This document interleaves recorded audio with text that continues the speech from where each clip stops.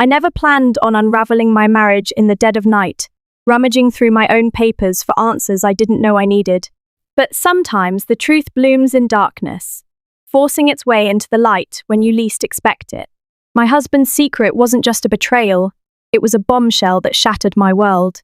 Once I discovered the hidden loan in my name, every tender memory felt like a carefully orchestrated lie. I was left with bruised trust, mounting debts, and an anger that seethed beneath my skin. This is the story of how I turned the tables. Before I learned of David's betrayal, I believed we had one of those storybook loves. We met in our late 20s, both wearing the shine of promise and potential. He was tall and charismatic, the kind of man who could walk into a room and instantly spark laughter and conversation. I was quieter, more thoughtful. Where he could jest and charm, I preferred to observe first, to measure my words as though each carried a weight that my heart couldn't afford to place carelessly. What began as an unexpected meeting at a friend's birthday dinner quickly escalated into a whirlwind courtship. We discovered we liked the same music. Our sense of humor aligned in the strangest of ways. He adored satire, and so did I. We found joy in simple acts, walks in the park, rummaging through old bookstores, cooking exotic recipes at home. Together, it felt like we unlocked a world of shared interests. He was supportive of my dream to open my own interior design business.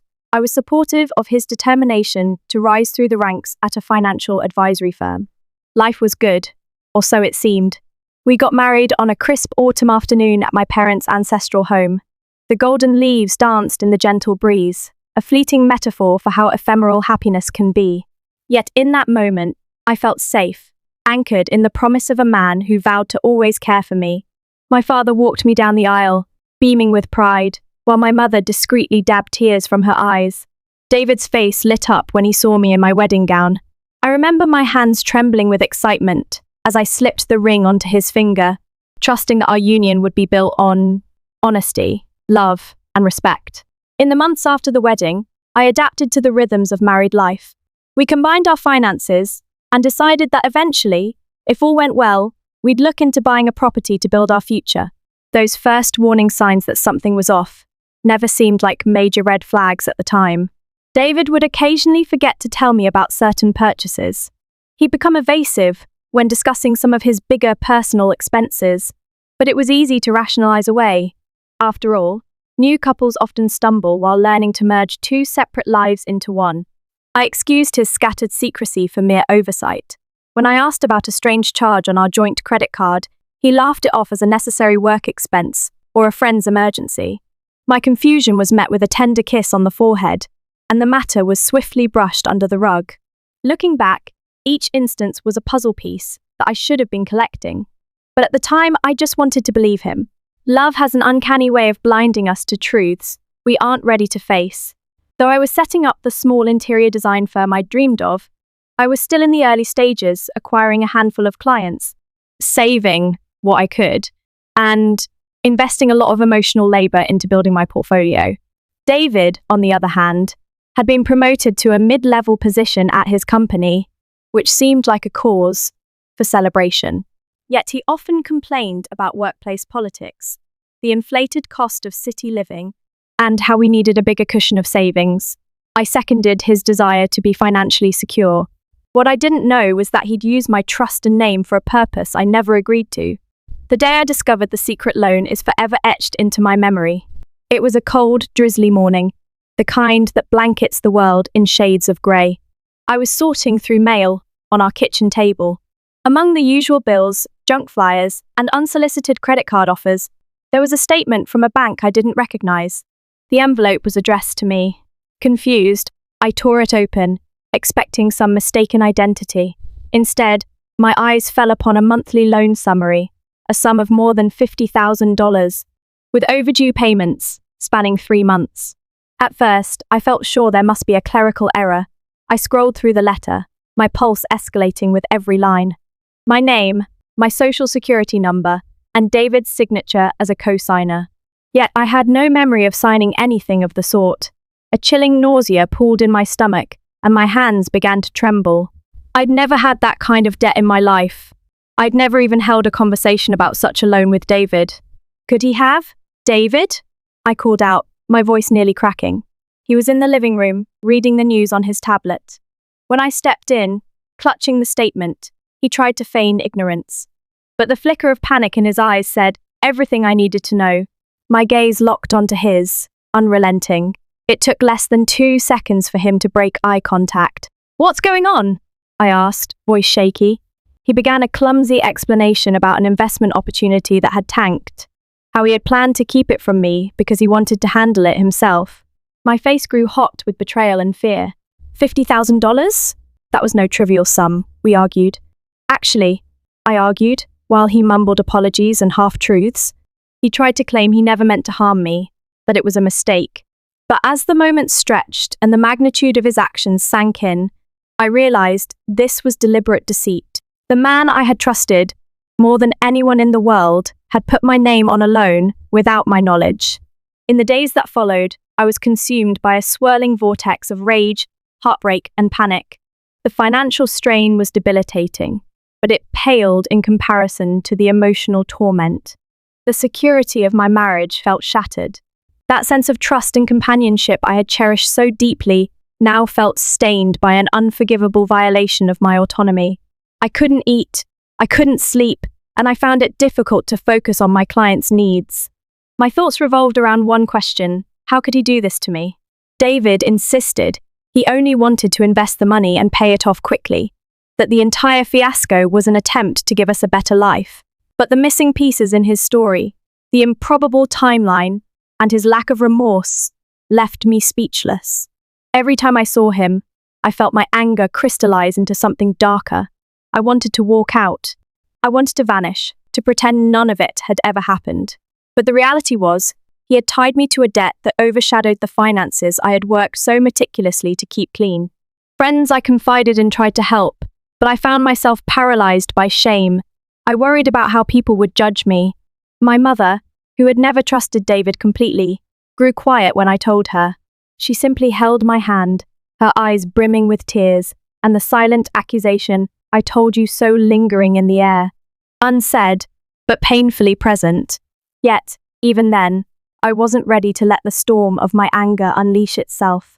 I still hoped for a solution, some legal remedy that would free me from his deception.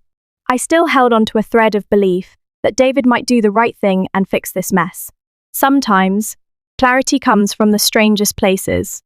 Late one night, I found myself staring at the ceiling, the weight of the loan statements pressing on my chest like a physical burden. I had been researching ways to dispute fraudulent loans taken in someone's name without their consent. The hours of reading left me frustrated. There were no guarantees. Legal disputes could be long and costly, and the fact that David and I were married complicated everything.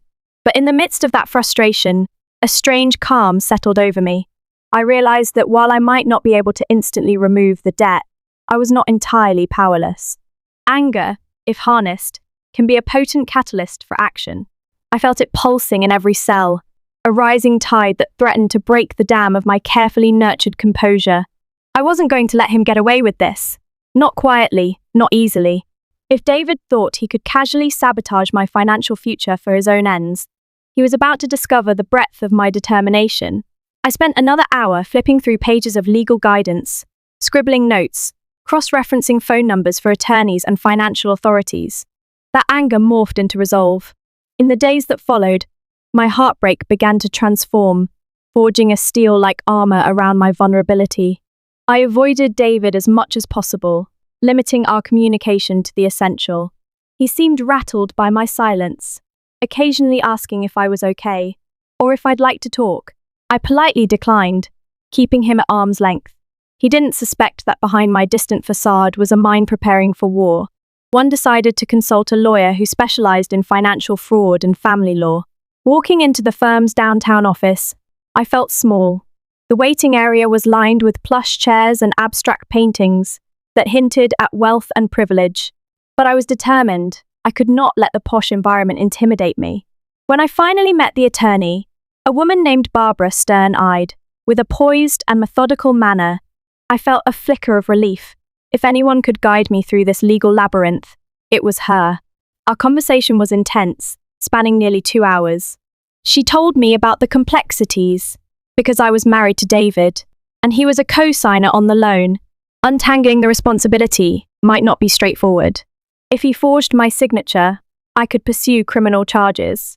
But forging is notoriously difficult to prove, especially if he claimed I signed in good faith. I felt my heart sink. I had a mental image of handing over a pen in a moment of ignorance, trusting him with something I shouldn't have. Still, Barbara was optimistic. We could challenge the loan on the grounds that I was deceived.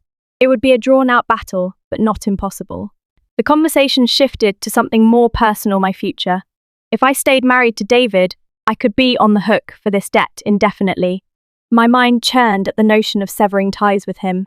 The heartbreak remained raw, but a survival instinct had awakened, fed by my newfound resolve. Barbara explained that a well-executed divorce settlement might help me recoup any damages if I could prove David's fraud or financial abuse. I left the office feeling conflicted, not entirely triumphant, but with a sense of direction. My next step was to gather as much evidence as possible. I needed proof that David orchestrated this behind my back, and I needed it soon, because if the bank started legal proceedings for non-payment, my own credit could be destroyed, and I could lose everything I'd worked for. Determined to gather every thread of evidence, I began a thorough search of our home. While David was at work, I combed through drawers, computer files, and old documents. I found more than just evidence of that one loan. I discovered multiple credit inquiries that I hadn't authorized, some dating back to just after we were engaged. He had been shopping around for lines of credit and personal loans, apparently forging or manipulating my information along the way. My stomach turned at the realization that our entire engagement period might have been marred by these secret financial schemes. Even more disturbing were text messages and emails I discovered on his laptop, labeled under ambiguous folders, disguised as spreadsheets for work. In them, he communicated with someone named Jonathan, referencing short-term loans, offshore investments, and questionable deals that skirted the edge of legality. The tone of the conversations was casual, as though they had done it all before. The words swirled on the screen, and my sense of betrayal darkened. The man I married was a stranger with a hidden life of deceit, and I'd been a naive partner, an unknowing accomplice to financial manipulations. One email referenced the joint checking account I shared with David. They joked about dumping more funds in her name. My blood boiled as I read those words. Her name. That was me nothing more than a convenient scapegoat in their unscrupulous strategies. My initial heartbreak shifted into an unrelenting fury. This wasn't just a mistake, it was a calculated plan. For the first time, I recognized that David never truly cared about building a life with me. He wanted a co-conspirator he could easily dupe. That evening, I sat across from David at the dinner table. He seemed subdued, weary after a long day. Yet, when he looked at me, I saw no guilt, no remorse. It was as if he had already compartmentalized his betrayal. I wanted to fling the evidence in his face, to demand an explanation. But something held me back. Maybe it was Barbara's counsel echoing in my head: document everything.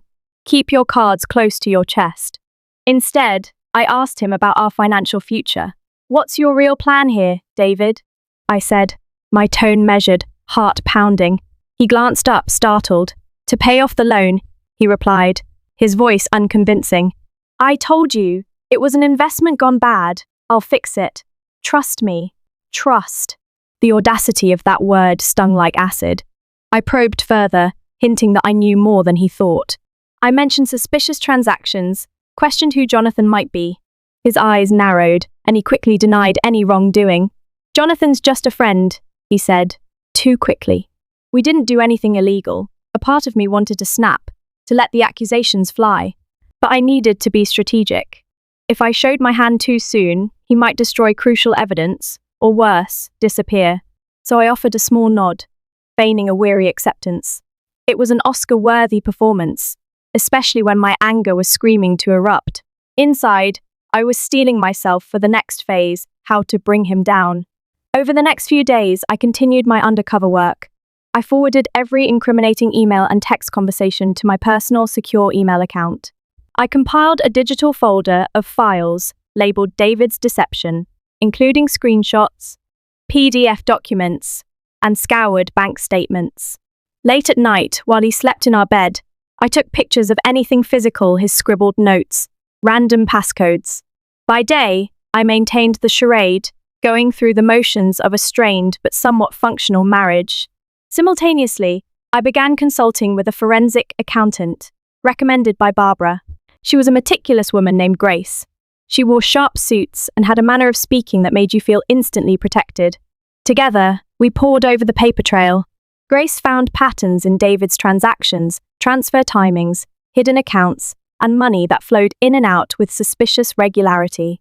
She explained that if we uncovered proof that David had been funneling money into personal or offshore accounts, while deliberately strapping me with debt, we could build a powerful case for fraud, potentially even opening him up to criminal charges.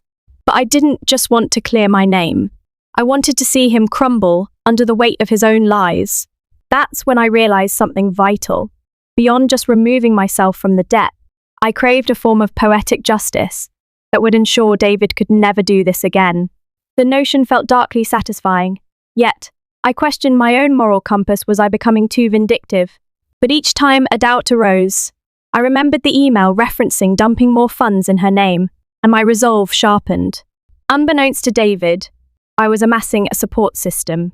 My parents, upon learning the extent of the deception, were livid. My mother's fury, once quiet, became a formidable force. She offered financial and emotional support, vowing to help me however she could. My father, though initially pained by the idea of divorce, nonetheless recognized the urgent need to extricate me from David's manipulative grasp. I confided in a close friend, Lena, who had an uncanny knack for finding hidden information. She dug into Jonathan's social media footprints, cross-referencing his profile with corporate registries and shady investment groups. Lena discovered that Jonathan had been part of multiple lawsuits involving fraud. Some ended in settlements, others in ambiguous dismissals. It was enough to show a pattern. If David was colluding with him, they were likely entangled in a web far more extensive than one rogue loan. Between my parents' emotional sanctuary, Lena's investigative prowess, Barbara's legal strategy, and Grace's forensic accounting skills, I had the beginnings of a formidable team. For the first time in weeks, I felt a semblance of confidence. Yes, David might have tried to bury me in debt, but he'd underestimated just how fiercely I could fight back when cornered. Late one evening, David announced we needed to talk. We sat in our living room, the shadows from the street lamp dancing across the walls. He revealed that the bank had started sending warnings about late payments on my loan. He feigned concern, insisting that we needed to pay off at least some portion or risk legal consequences. "We need to use your business account," he suggested. My stomach twisted. The audacity was staggering. He hadn't even contributed significantly to my fledgling interior design venture. Yet he expected me to drain it to fix his screw-ups. I decided to test him. "If it's your plan to fix this," I said, voice trembling with suppressed anger, "why not pull from your personal accounts? Or from the money you've stashed away?" His face froze, ever so slightly. A flicker of guilt or fear danced across his eyes before he masked it. "I don't have that kind of money," he lied. "We have to work together, or we'll both go down." We. That word rattled in my head, a mockery of unity. I held my composure, offering a cold smile. "Fine," I lied. "Let's consider it. I'll look at the business finances and see what can be done." He seemed relieved, maybe even triumphant, as though he had successfully cornered me. My heart thudded with the adrenaline of my deception. He didn't suspect that every word he uttered was another nail in the coffin of his own demise. Shortly after that conversation, I visited Barbara's office with the compiled evidence. We scanned everything into a digital repository, ensuring we had backups. Barbara's eyes gleamed when she saw the incriminating messages, the references to forging my signature, and the conversation with Jonathan about channeling funds without my knowledge. We were weaving a net of evidence so tight that David couldn't wriggle out of it. At the same time, we initiated the divorce proceedings quietly, filing preliminary paperwork that would remain sealed until we were ready. One of the biggest hurdles was ensuring David wouldn't drain my business account. Barbara advised me to open a separate business entity under a new name, transferring the legitimate assets there. It was complicated, but she assured me that as long as I documented the legitimate reasons fear of financial abuse, it would hold up in court. So, I spent a frantic week shifting client funds and important contracts into a safe place. My business was my lifeline. I refused to let David sabotage it.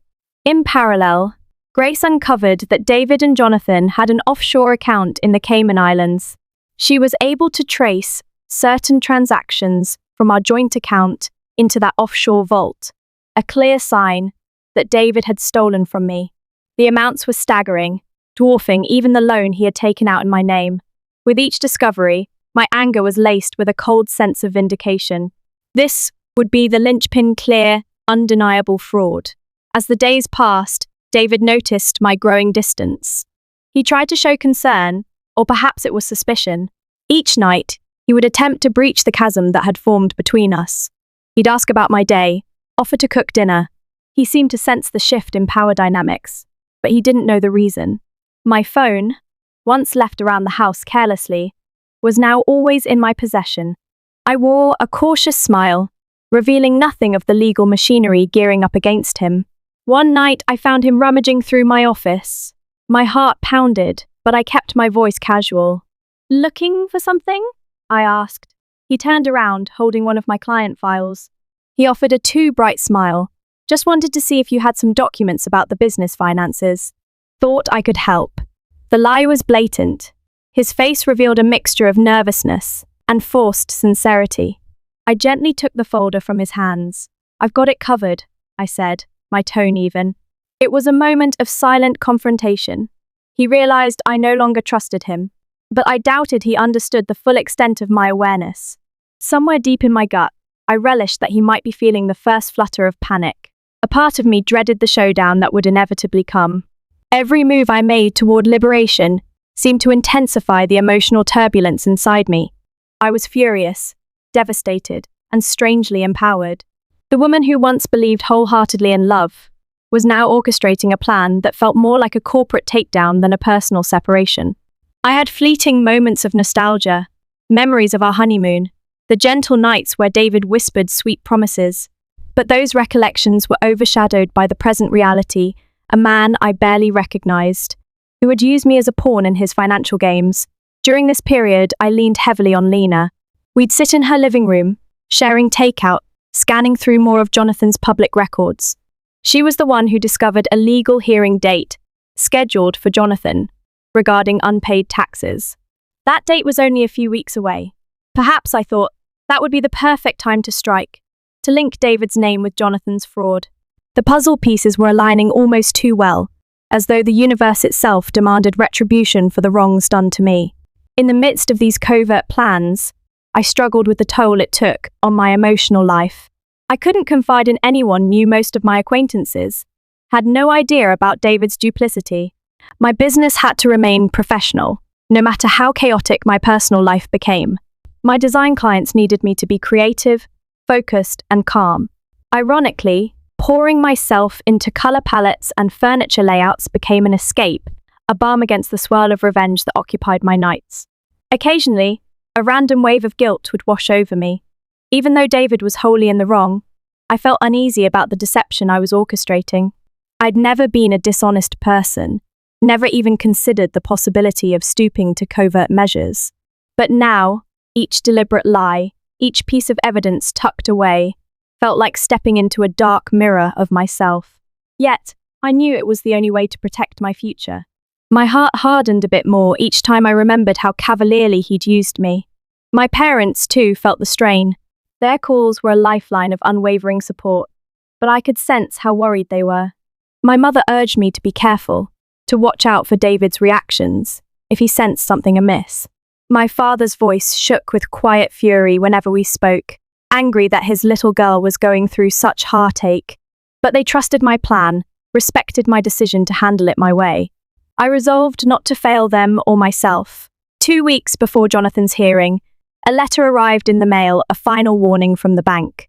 They threatened legal action, potential property liens, and a court date if the overdue amount wasn't addressed. David was frantic, pacing around the living room, raking his fingers through his hair. "We have to do something now," he snapped, directing his anger at me, as though I was solely responsible. "You did this," I reminded him icily, my voice trembling with repressed fury. "Figure it out, David." He hissed a string of curses under his breath, then stormed off to make phone calls. Probably to Jonathan, I guessed. I tried to steady my breath. The pressure was mounting. I needed to act soon, or the bank would bring a lawsuit against me, forcing me into a public legal battle that could jeopardize my business and my livelihood. That same night, David confronted me again, this time more aggressively. "Why won't you help me?" he demanded, cornering me in the hallway. "We're married. It's your loan too. You can't just walk away from it." The corner of his eye twitched, and I caught a glint of desperation I hadn't seen before. My heart raced, but outwardly, I maintained a defiant calm. "I'll help if I see a real plan," I lied. "But I'm not throwing good money after bad." "Show me some proof you can fix this." He stared at me, fuming, likely astonished that his docile wife was refusing to bend. Slowly, he backed away, muttering curses under his breath. With the tension at an all-time high, I met with Barbara and Grace once more. We finalized the divorce papers, including detailed evidence of financial misconduct and fraud. Barbara believed that once David was served, we could request a temporary restraining order on the loan, pending legal investigation. The ultimate goal, have David legally declared solely responsible for the debt, given that he had taken it out without my consent. Grace had uncovered enough evidence to show how he channeled the funds into personal ventures with Jonathan. We timed everything to coincide with Jonathan's tax hearing, reasoning that he would be under added pressure. If Jonathan's shady dealings were exposed in court, David's involvement might come to light as well. Our plan was to push them into a corner. Either they both fold and accept responsibility, or risk a criminal investigation that could implicate them further. I felt a jumble of excitement, dread, and a strange sense of mourning. This was the final death knell of my marriage, a closure I never anticipated nor wanted when I said, "I do." But David had ignited this fire, and now I intended to ensure it burned only him. No more illusions, no more misplaced hope. The day Jonathan's tax hearing arrived, I headed to the courthouse downtown. I had no official reason to be there, but curiosity and strategy compelled me. Lena came with me for moral support. My stomach fluttered with nerves as we found seats in the back, scanning the small crowd. Jonathan was there, accompanied by a lawyer, looking polished and tense. Minutes before the hearing started, David walked in. My heart jolted. He was unaware of my presence, but I watched him from the shadows, analyzing his every move. He approached Jonathan, and they spoke in hushed tones, both looking unsettled. When the hearing began, it was standard procedural talk about unpaid taxes, suspicious wire transfers, and missing records. Jonathan's lawyer tried to dismiss certain allegations as misunderstanding, but the prosecutor was relentless, demanding full disclosure of financial records. The tension in the room thickened. I saw David fidget, sweat forming on his brow. He wasn't on trial, but he was next to a man whose entire financial ecosystem was under scrutiny. Then, something unexpected happened. The prosecutor mentioned transactions from a joint account belonging to Mr. David Lockwood and Miss S. Lockwood, my name. My throat tightened. David's face blanched. The judge gave a stern look, instructing the prosecutor to clarify if it pertained to the current hearing. The prosecutor argued these transactions might show a pattern of evasion and shell game tactics. Jonathan's lawyer protested irrelevance. A heated exchange followed. In that moment, I realized just how entwined David was in Jonathan's affairs. If the prosecutor dug deeper, David could be implicated in more than just forging my name on a loan. My adrenaline surged. This was the tipping point I'd been both dreading and anticipating. While the hearing was in recess, I quietly slipped outside, texting Barbara. She was waiting nearby with a process server, ready to hand David the divorce papers and the legal complaint detailing his fraud. We'd timed it so he would be served at the courthouse steps. Somehow, it felt fitting a man who had twisted the law to suit his greed would now be pinned down by it in the same building. I watched from across the street as David emerged, talking anxiously to Jonathan. The process server approached, a stack of neatly bound documents in hand. David's expression shifted from confusion to outright horror as he realized what was happening. He attempted to refuse the papers, but the server didn't relent. Within seconds, David was officially served. I felt an odd mixture of triumph and profound sadness. This was the man I once loved, who had kissed my forehead on our wedding day and swore eternal devotion. Now I was orchestrating his downfall, but he had made me a victim, tried to destroy my financial future and my self-worth. I refused to remain a victim. He stepped away from the process server, scanning the street. His gaze met mine. Shock, rage, and perhaps a tinge of fear contorted his features. I stood there, my posture firm, my emotions locked behind a mask of resolve. My phone buzzed moments later. It was David, calling me, probably to curse me out. I let it ring. He followed up with a barrage of texts. David, how could you do this? David, we're married. You're destroying us. David, you'll regret this. I stared at the words, feeling a wave of grief for the final unraveling of what had once been a dream. But his threats only strengthened my resolve.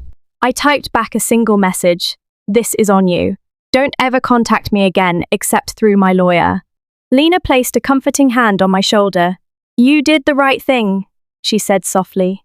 He would have dragged you down forever. I nodded, tears stinging my eyes. Not from regret, but from the heartbreak of acknowledging how thoroughly my marriage had been built on deception. Over the next few weeks, David tried every tactic. He threatened me, insisting I drop the divorce. He offered tearful apologies, leaving voicemails about how he'd changed, how he would pay the loan if I just gave him another chance. Sometimes he showed anger, other times desperation. But I maintained my silence, letting Barbara handle all communication. She filed for a protective order on my behalf, citing emotional distress and financial abuse, restricting David from harassing me further. Then, a bombshell, the prosecutor investigating Jonathan's case reached out through Barbara, requesting my cooperation in potential charges against David. Apparently, they had uncovered enough evidence to suspect David was complicit in larger-scale financial crimes, including money laundering. If I provided my evidence, the emails, text messages, and bank statements, I could help solidify their case. In exchange, I'd likely be exonerated from any legal liability for the loan or any financial wrongdoing. My eyes welled with relief. This was the break I needed, the chance to free myself not just from the loan, but from the stain of David's manipulations. Helping the prosecution meant I was effectively testifying against my own husband. My heart twisted at the thought. There was a time when I would have taken a bullet for David. Now I was poised to pull the legal trigger on him.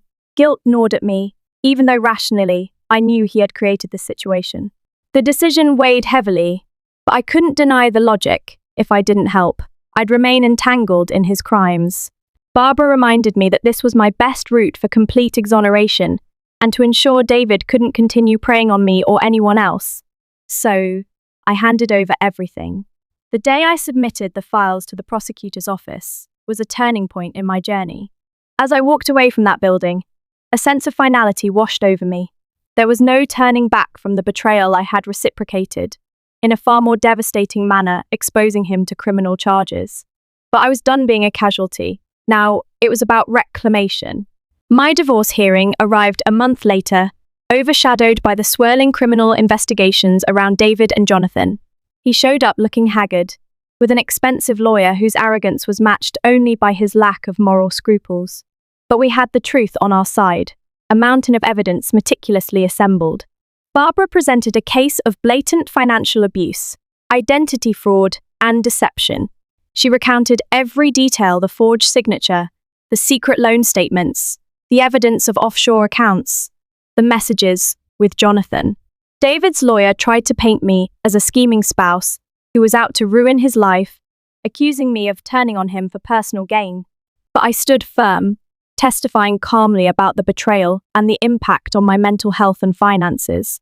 My parents offered character testimonies, describing how my business finances had always been clean, how I'd never been one to take risks. Grace was brought in as an expert witness, explaining each suspicious transaction with unwavering precision. When David took the stand, he stumbled over half-truths and outright lies. The judge, a stern-faced woman who seemed to have zero tolerance for dishonesty, pressed him for explanations. He stuttered, contradicted himself, and eventually crumbled under direct questioning. It was painful to watch, a twisted echo of the man I once believed in. A sense of pity flickered briefly in my heart, but it was overshadowed by the years of manipulations he had orchestrated. The judge ruled in my favor, granting the divorce and absolving me of responsibility for the fraudulent loan. She cited extensive evidence showing that David had taken out the debt without my knowledge or consent, using it for personal gain. The judge even expressed dismay at the depth of his deceit and hinted that criminal proceedings might be the next step for him. Walking out of that courtroom felt like emerging from a suffocating tunnel into fresh air. Legally, I was free. Free from the marriage, free from the loan, free from the daily dread that had overshadowed my life. There were tears in my eyes as Barbara hugged me, congratulating me on the outcome. My mother and father wrapped me in their arms, relief radiating from every pore. I'd reclaimed not just my finances, but my autonomy. The old me, once timid and trusting, had evolved into someone who could navigate a storm without sinking. David didn't fare well in the aftermath. With the evidence I provided, prosecutors moved forward with a case that could lead to serious charges, from wire fraud to money laundering. Jonathan was similarly cornered, and rumors circulated that he was negotiating a plea deal. David might face time behind bars if the charges stuck. I received more than a few phone calls from David's relatives, some blaming me for his downfall, others apologizing on his behalf. I refused to engage with their drama. I had a new life to build, one that did not revolve around being an accessory to someone else's manipulations. Financially, I was safe. My business had remained intact. I even managed to grow it by taking on more clients, pouring all my heartbreak and fury into creative expression. The sense of empowerment was intoxicating. Every morning, I woke with the knowledge that I was no longer haunted by a debt that wasn't mine. Recovery, however, wasn't just about legal and financial freedom. Emotionally, I carried scars. The betrayal had robbed me of a certain innocence. For months, I attended therapy, facing my grief and trust issues head-on. Some days, I found myself missing the earlier version of David, the one who made me laugh, who seemed to adore me. But with each therapy session, I understood that person had been an illusion, or at best, a fleeting shadow of who he pretended to be.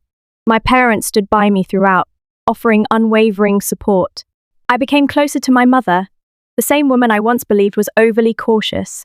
Now, I realized she had only been protecting me, sensing the darkness beneath David's polished exterior. My father, usually reserved, quietly admired my perseverance, telling me one evening, "You're stronger than I ever knew." Those words meant the world to me, a testament that despite everything, I'd learned how to stand tall. Word spread among my friends and professional circle about the ordeal I'd survived. Far from judging me, many rallied to my side. A few colleagues confessed they'd gone through financially or emotionally abusive relationships, though maybe not as severe. The sense of community, of shared resilience, grew around me. We bonded over stories of betrayal and healing, forging friendships that felt deeply genuine. With my business thriving, I used some of my newfound clarity to offer workshops on financial autonomy to women in my industry. It seemed like the least I could do turn my pain into a lesson that might protect others. Those sessions became surprisingly popular, drawing in women who wanted to better understand contracts, credit scores, and the dangers of joint finances with untrustworthy partners. Standing in front of them, guiding them, helped me reclaim my power in ways I never anticipated. Gradually, rays of happiness pierced through the lingering gloom. With therapy and the unwavering support of loved ones, I discovered that life after betrayal can still be beautiful. One afternoon, while celebrating a milestone for my business, I found myself laughing freely with a group of friends. It struck me how foreign the sound of my own laughter had become. In that moment, I realized I was on the verge of something new, a life that was undeniably my own. I started dating again, cautiously. I needed to trust in the possibility of genuine connection, even after all the lies. It wasn't easy, but I took baby steps. Eventually, I met someone, Ethan, a gentle soul with kind eyes and an unassuming demeanor. We took things slow. I told him about my past, piece by painful piece. He listened without judgment, holding my hand when memories caused tears to well up. For the first time in a long while, I sensed a safe harbor in another person, untainted by duplicity. Even as I moved forward, I sometimes reflected on the revenge I had orchestrated and whether my thirst for justice had crossed a moral line. Late at night, when the rest of the world slept, that question gnawed at me. I'd stare at the ceiling in my quiet bedroom, replaying the moment David was served with the papers at the courthouse steps. The look of horror in his eyes lingered in my memory, gripping me with a cold kind of fascination I couldn't quite dispel. Even though he had endangered my financial future and shattered my trust, I still questioned myself. Should I have fought back differently? Those lingering doubts weighed heavily on my conscience, sometimes appearing in the form of nightmares, where David accused me with silent, reproachful eyes. I'd wake in a sweat, my heart pounding as if I'd been running for miles. Rationally, I knew he deserved every legal repercussion. He had risked my security and my sanity. Yet the kernel of guilt persisted, a vestige of my former self who once loved him and believed wholeheartedly in our shared future. Therapy became an anchor during this time. My therapist, a patient and intuitive woman named Dr. Hart, encouraged me to explore the fine line between justice and vengeance. She explained that seeking accountability for someone who has done real harm isn't just a right, but often a necessity for the victim's healing and to prevent the offender from hurting others. "You're not a villain," she would say, her voice calm but unwavering. "You're a survivor standing up for yourself." I struggled to accept her reassurance, grappling with flashes of remorse at how swiftly and efficiently I had managed to dismantle David's defenses. Part of me felt strangely powerful, as if I'd finally discovered my own backbone. Another part worried I had become cruel. During one particularly raw session, I found myself sobbing as I admitted I missed the version of David I thought I knew before the secrets and the lies. Dr. Hart pointed out that grief and longing were natural responses to losing the dream I had clung to. "Betrayal cuts deeply," she said, "leaving scars that can ache even after justice is served." She reminded me that acknowledging that pain didn't diminish the legitimacy of my actions. "You can grieve the person you loved," she said gently, "and still affirm that you did what was necessary." Outside of therapy, I noticed that my friends and family were divided in their reactions. Most were proud that I had fought back. They saw David's downfall as the inevitable result of his own dishonesty.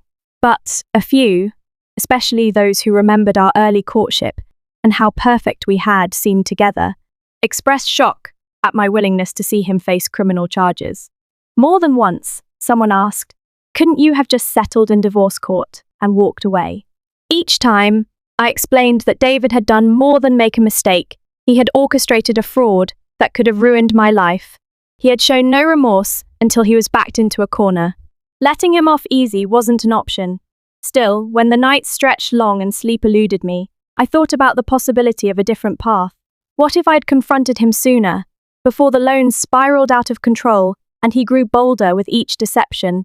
Could it have ended with a lesser punishment, a private settlement that left both of us intact? But would David have learned anything at all if I had backed down?